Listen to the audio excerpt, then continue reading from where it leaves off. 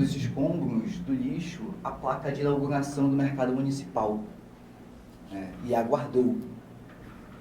Então, alguém com um senso de história, um senso, né, de afetividade pela história, guardou essa placa. Hoje ela está na Secretaria de Cultura, né? Está exposta lá, né? Mas passou por muito tempo guardada por guardiões.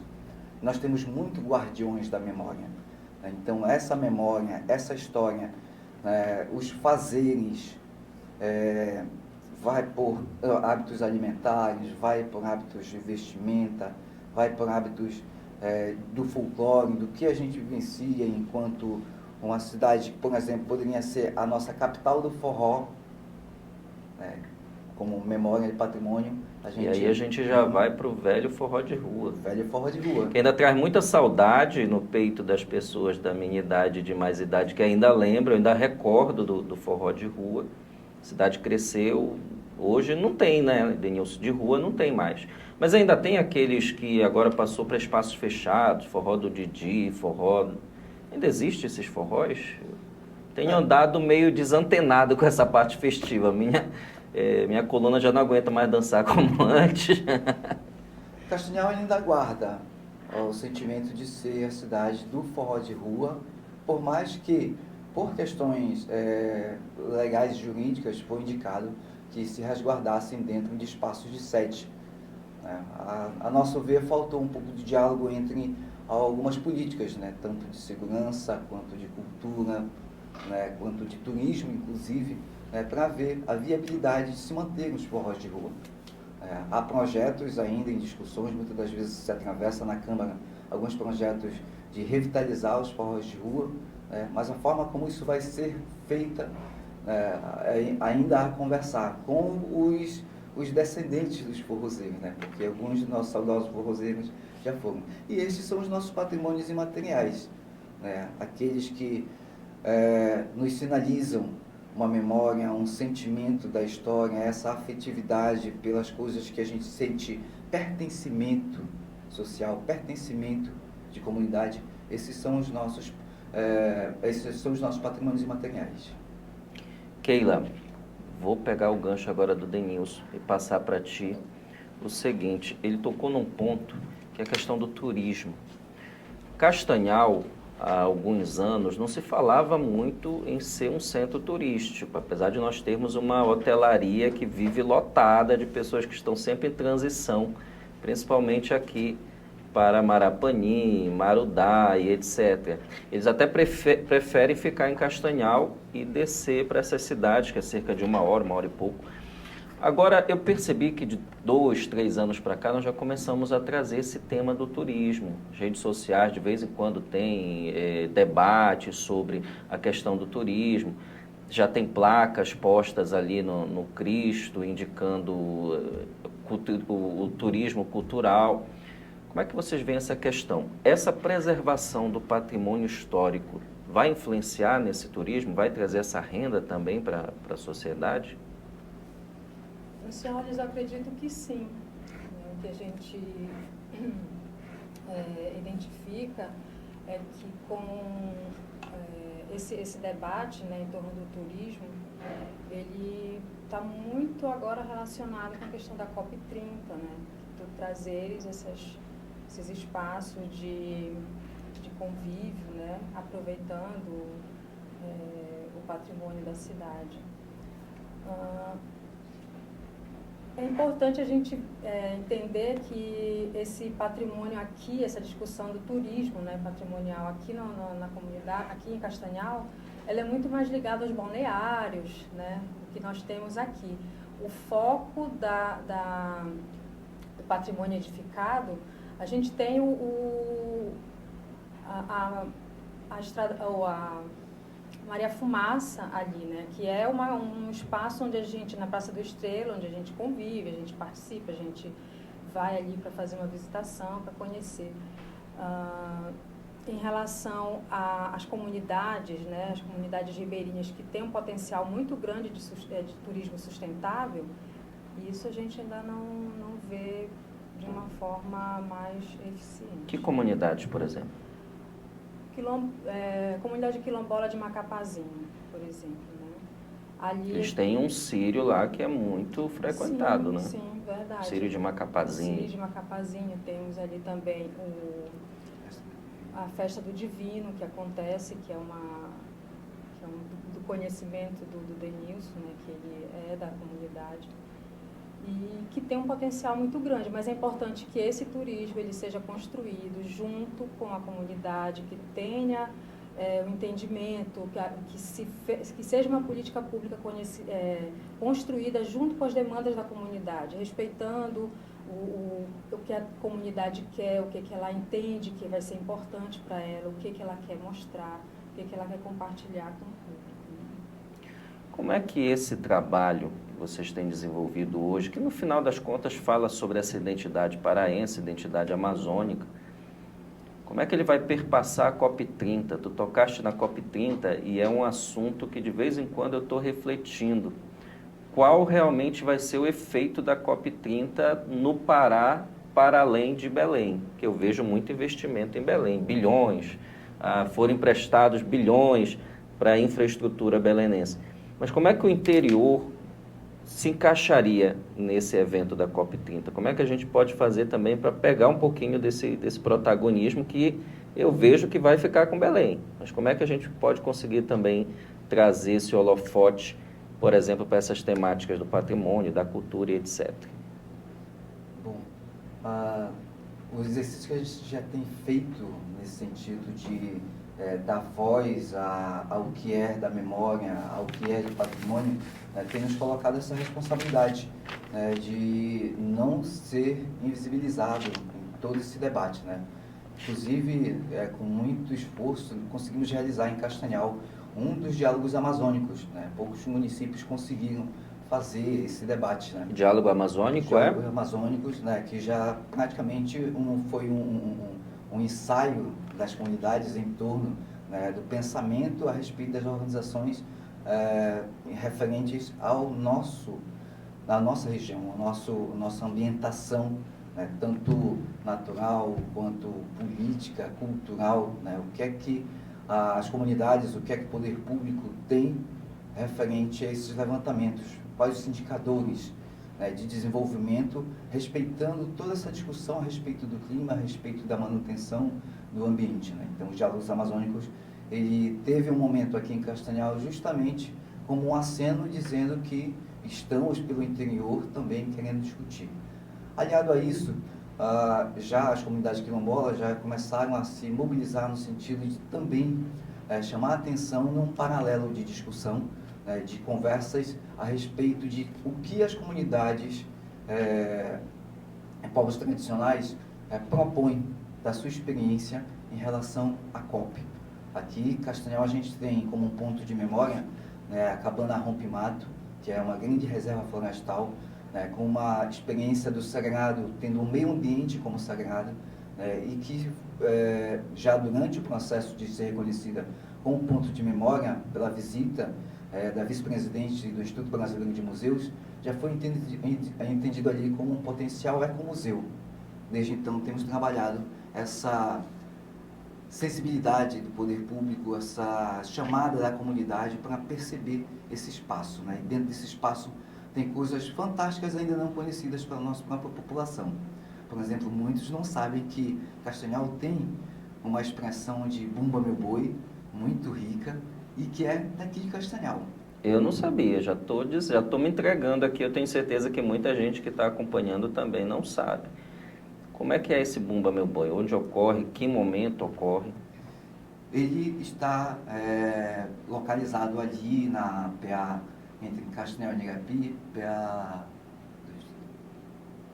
Esqueci o número. Estrada Castanhal e Inhagapi, pronto. Né? É de um terreiro, né, reconhecido enquanto ponto de memória, né, já tem mais de 4 décadas de existência, né, já chegou a 50 anos, na verdade.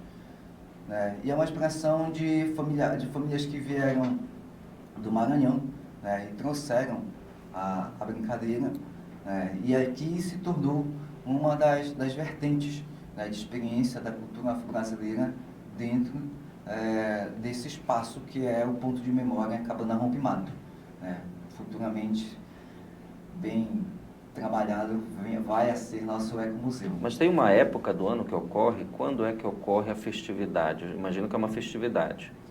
Por junho. Mês de junho. Mês de junho. Então, todo mês de junho, na Cabana Rompimato, esse espaço de cultura, esse espaço de memória, ocorre esse evento. Isso. Ah, muito legal.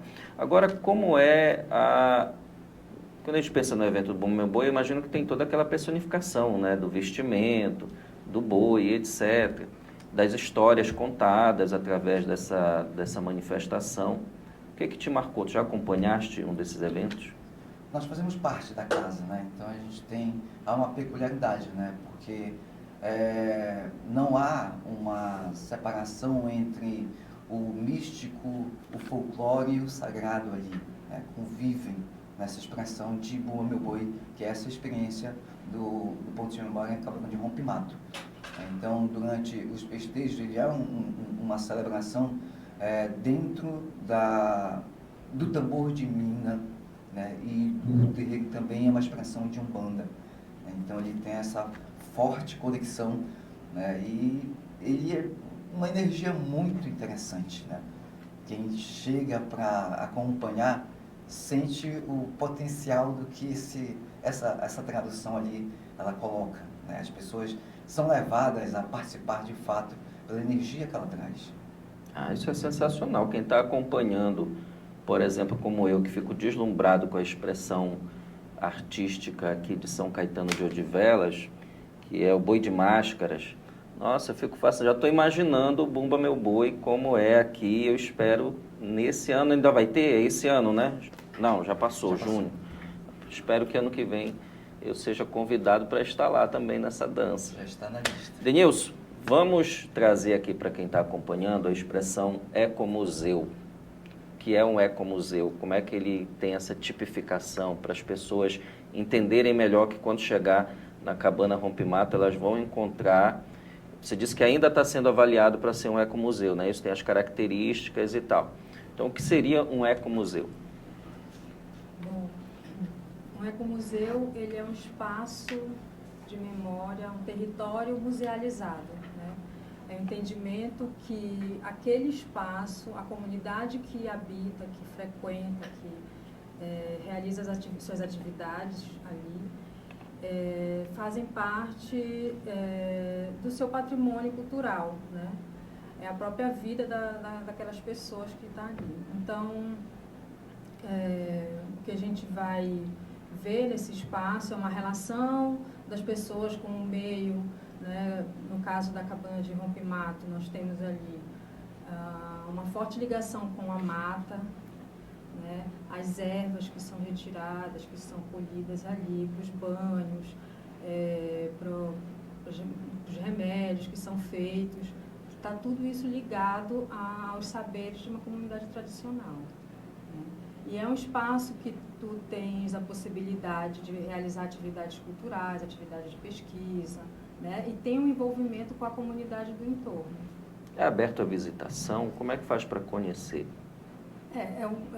O ecomuseu, ele precisa, é um espaço aberto, mas ele precisa de um agendamento, né? Tu precisas, principalmente por ser o espaço do sagrado. Então, mas tem alguma divulgação na internet? Você encontra em algum local um meio de contato? Aqui em Castanhal não temos ainda o ecomuseu. Ele está em processo de criação, está sendo feito um dossiê, né? Todo o processo para que ele seja trabalhado nesse sentido. Mas em Belém nós temos, por exemplo, o Ecomuseu da Amazônia, que fica lá na comunidade do Outeiro, né? Tem um espaço de educação, uma escola que funciona, e também tem o Ecomuseu ali.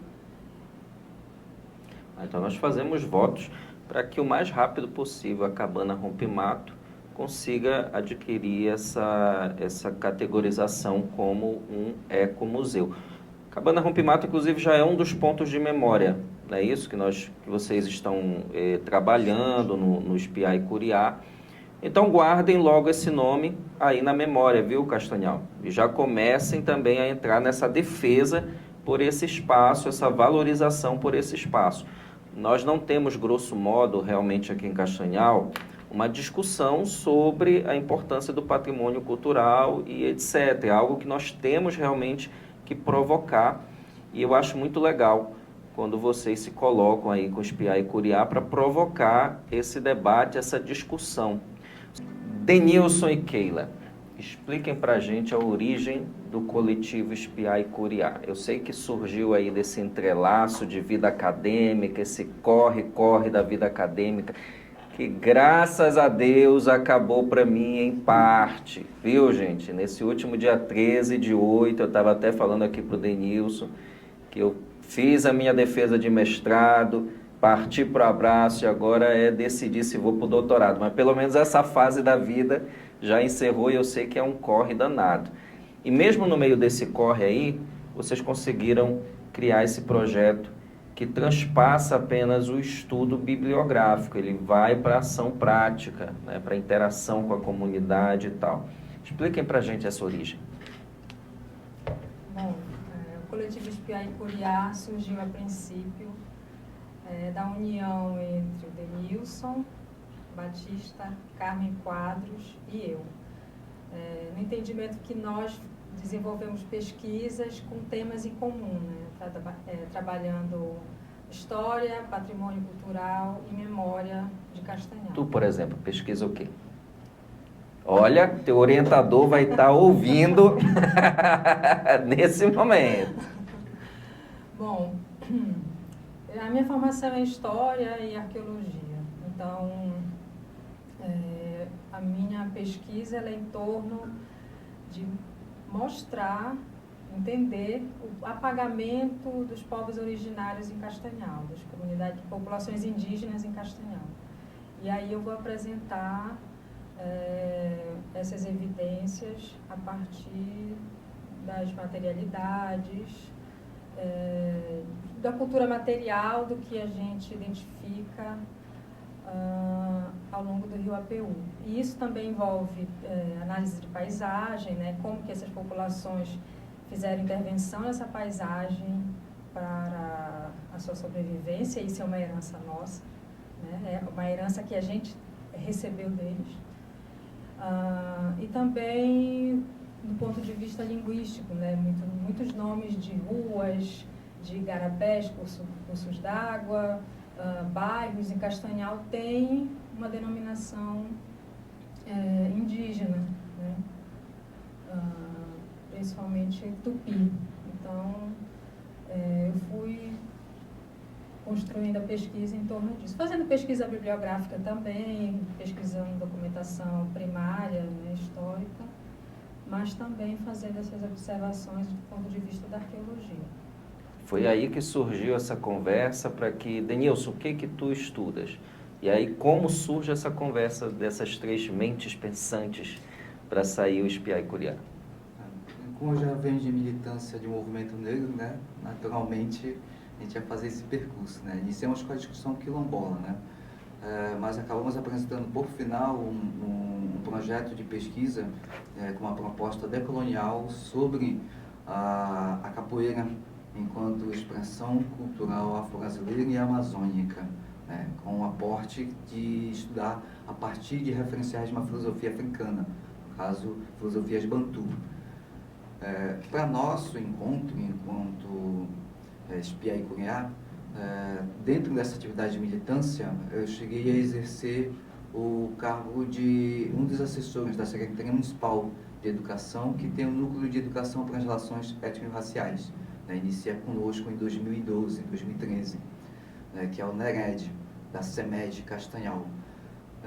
Dentro das formações que nós apontávamos para atender a Lei 10.639/2003 e a 11.645/2008, que fala da obrigatoriedade da educação afro-brasileira e indígena nas escolas, nós tínhamos uma discussão muito mais tranquila em torno da questão da etnicidade da cultura afro-brasileira.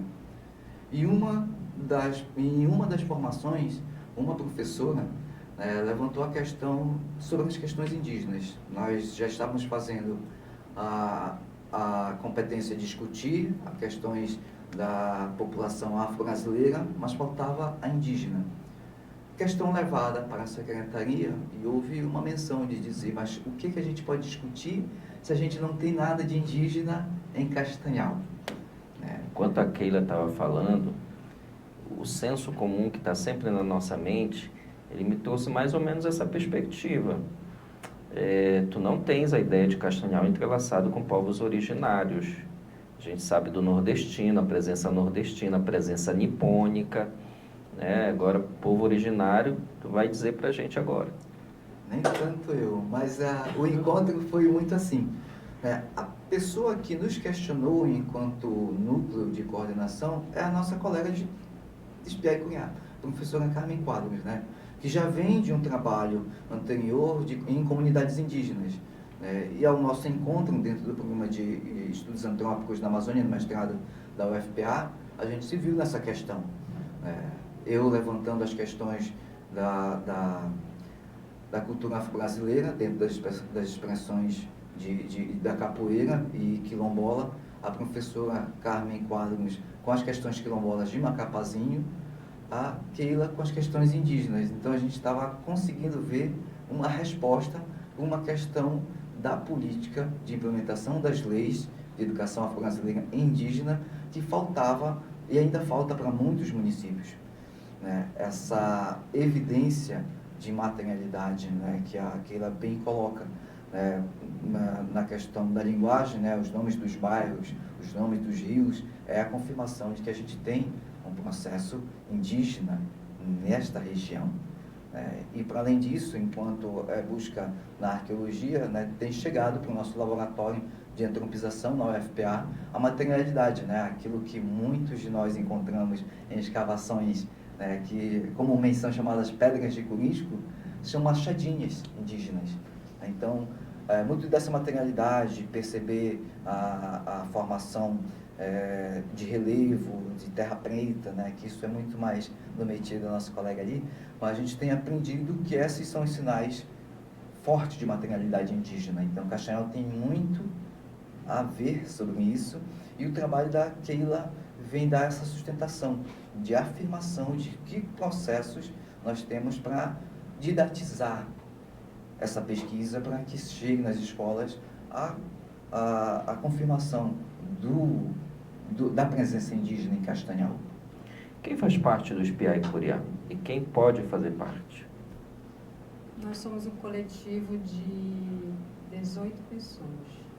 Se reúnem semanalmente, mensalmente? A coordenação somos Denilson, Carmen e eu.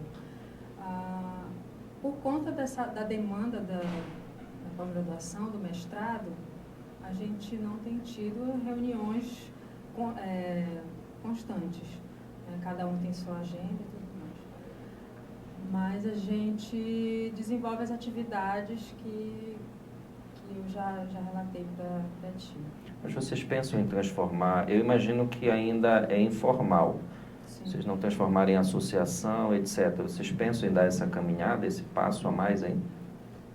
Sim, até então, inclusive um dos incentivos é a questão do protagonismo de discentes dentro das academias, principalmente no mestrado, depois de uma avaliação da CAPES, esse indicativo, os discentes precisam não ser só discentes, mas tem que também tomar conta dessas produções. E aí despertou mais ainda essa integração do coletivo. Como o coletivo teve acesso à discussão da política, e isso tem trazido resultados interessantes para nossas pesquisas, o sentimento de continuidade, ele impera.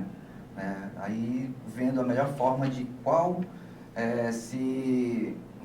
seria a melhor adequação para nossos fins, uma vez que nós somos grupo de pesquisa, grupo de estudo, de pesquisa, com uma demanda enorme a respeito de políticas povos tradicionais e comunidades de povos tradicionais, né? De tudo isso que tu tem bem levantado, né?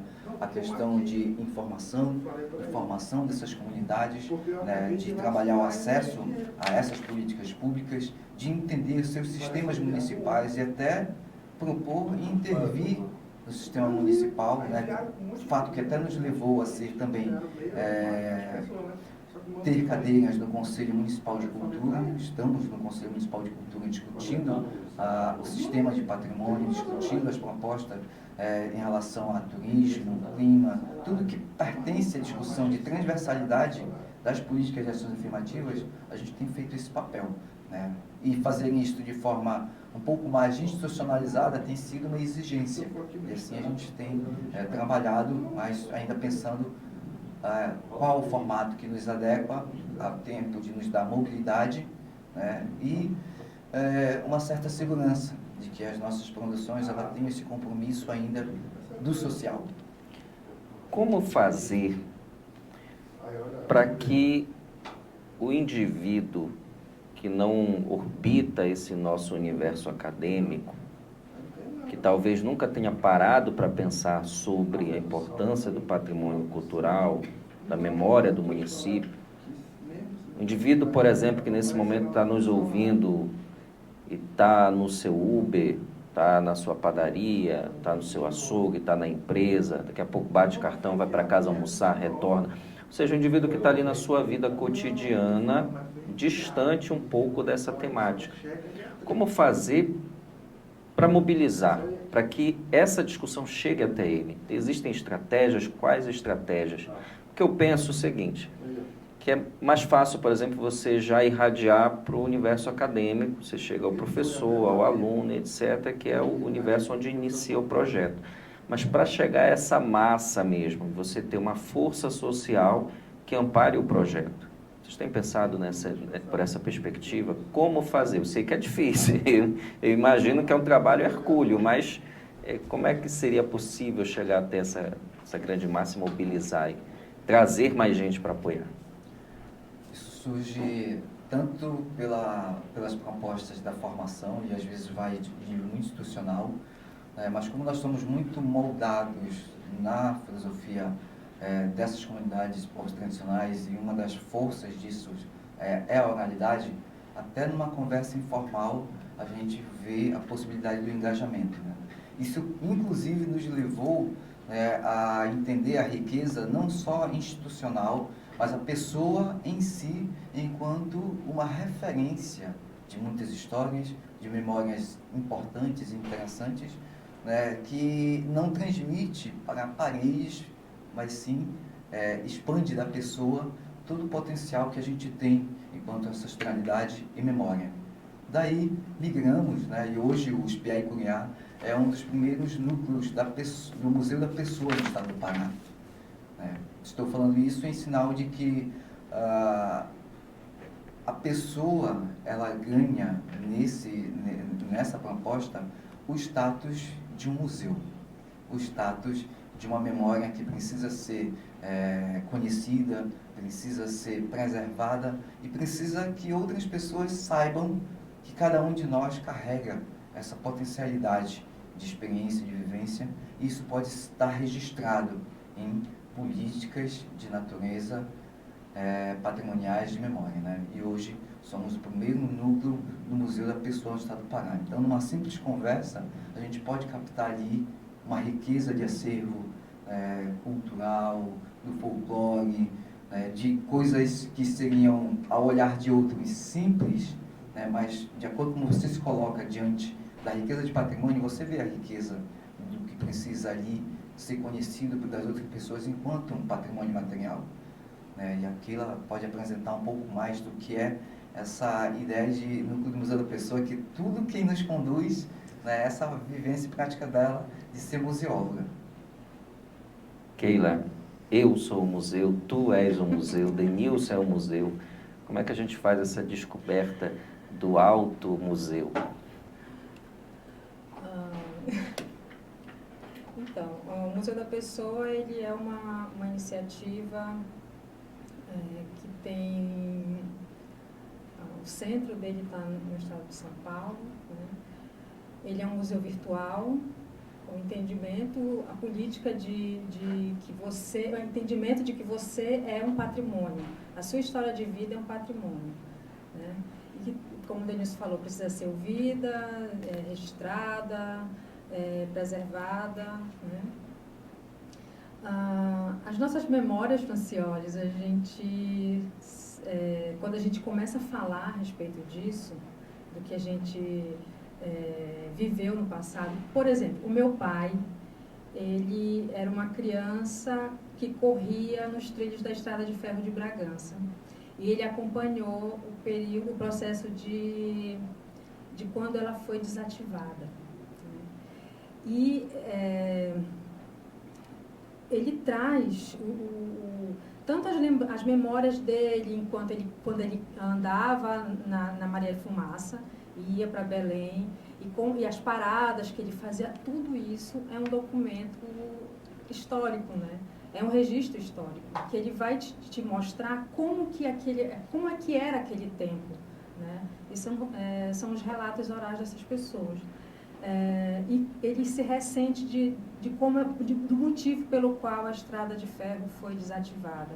Ele se ressente de lugares por onde a Estrada de Ferro passava e ela não passou mais, né? Que hoje a gente vê, por exemplo, lá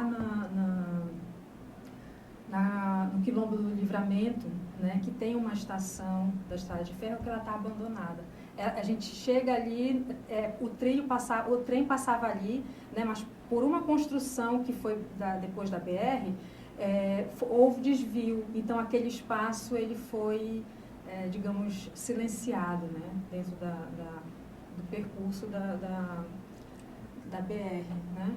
Então isso tudo, quando a gente começa a juntar esses relatos, isso se torna um patrimônio, se torna um documento, se torna uma fonte de pesquisa, de entendimento, e a pessoa se entende também enquanto tal, né?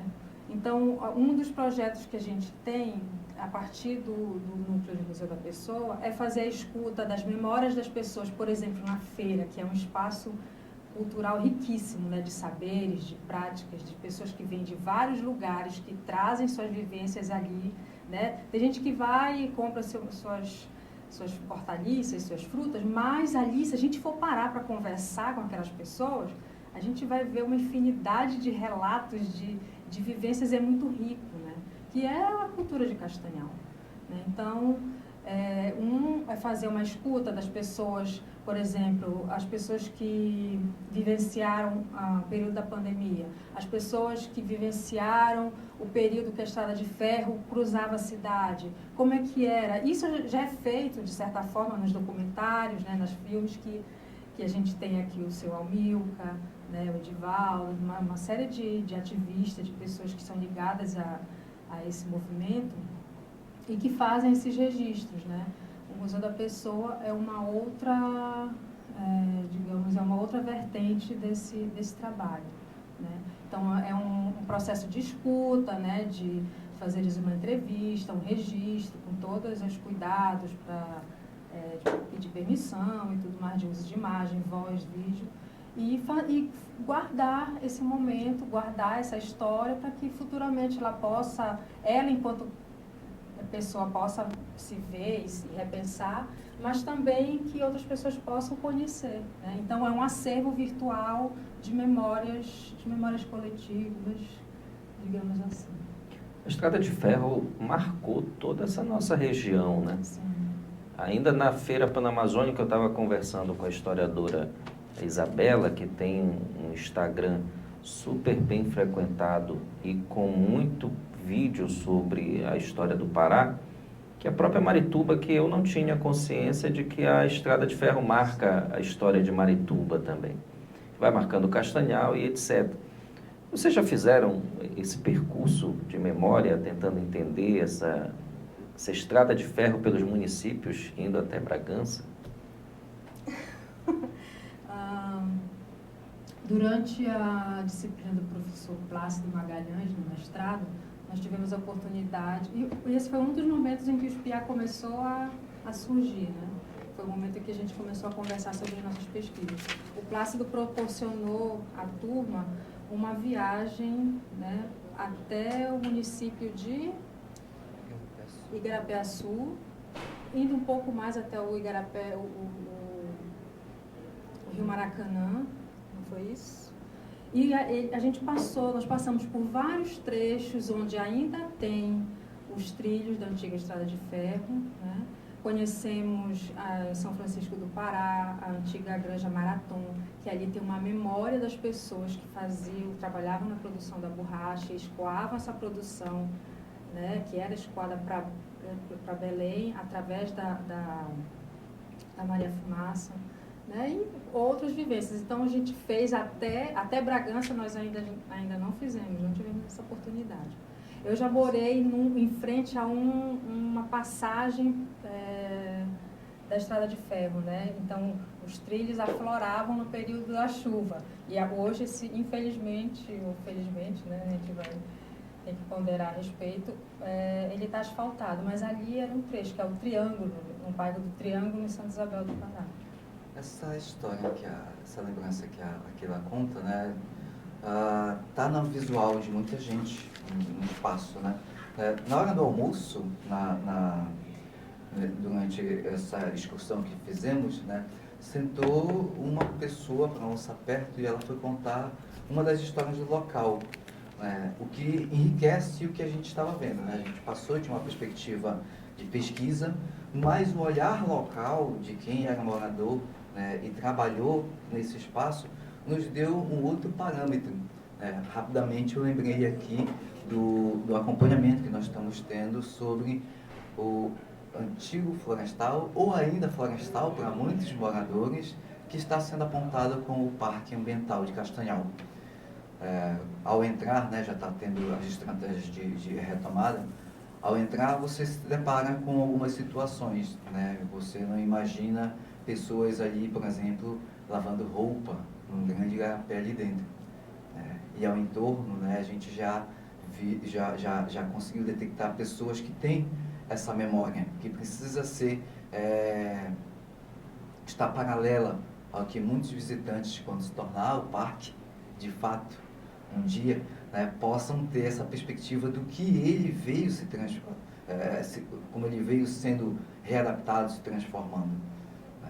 E aí, né, pode ser uma riqueza ali com o Sim de Rua, que ele faz um trabalho interessante de recuperar pela memória imagens, né, que trabalha com efeitos de recontar a história por animação, tudo. Mas ali a gente já tem um projeto para o Museu da Pessoa, né, da coleta, né, falando do florestal, né, da coleta da imagem, da memória e da lembrança que as pessoas têm e o que a gente encontra hoje lá, o que é que eles conseguem nos dar o horizonte visual desta memória e hoje, visualmente, o que é que nós vamos ter enquanto parque. Espiar e Curiar, tivemos aqui a companhia da Keila, do Denilson, vai estar expondo na Feira Mística de Castanhal, né, Denilson? Fala pra gente rapidinho o que vai expor lá, o que o povo vai encontrar quando chegar no teu stand, mesa, não sei como é que vai estar disposto. Esperar o que lá? Bom, nós nos cadastramos para essa experiência, esperamos que sejam muitas outras experiências, da primeira Feira Mística de Castanhal, né, que está acontecendo no Sesc, das 9 até as 13 horas, né, o Japim Místico. Nosso cadastro foi para uma vertente da oralidade, né, uma roda de conversa, né, apresentando elementos da filosofia Nitu, filosofia Bantu, né, que diz respeito à condição humana, né, que nós chamamos dentro da linguagem Bantu como Muntu, ou Muntu, né, que é o eu, a comunidade e a divindade, né, que é o que cerca a nossa proposta de ecomuseu. É uma expressão, né, que reflete a relação com a natureza e com o sagrado, né? E isso vai despertar para a gente uma conversação, momentos ali com lembranças de cantigas, momentos, né, de reflexão a respeito do que temos enquanto proposta para chegar até mesmo à proporção de um ecomuseu, como a experiência da relação de uma comunidade que tem o meio ambiente, que tem a natureza como sagrado. Se acople cabe uma discussão do ouvir nas comunidades tradicionais a respeito de clima, de natureza. Então, nós temos uma proposta a colocar a partir disso que nós estamos apresentando na Feira Mística. A escuta dos valores, dos saberes das comunidades ancestrais enquanto processo de sagrado. Então, Feira Mística começou às 9, o dia todo, Sesc. Keila, queremos te agradecer, Denilson também, por esse papo super alto astral e esclarecedor sobre a importância de nós valorizarmos os nossos pontos de memória em Castanhal.